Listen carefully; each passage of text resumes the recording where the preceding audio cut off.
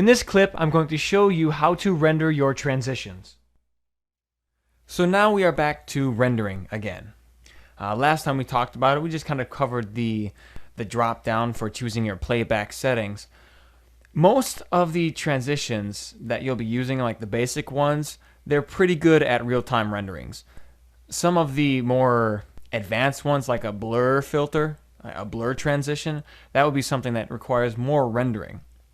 But to render a filter, if you don't want to render the clips around it, all you have to do is just select the transition, and then you can go up to sequence, and then render selection, and you can do both or just video, either one.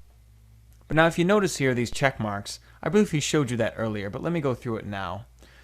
What this is you remember that color code at the top of your timeline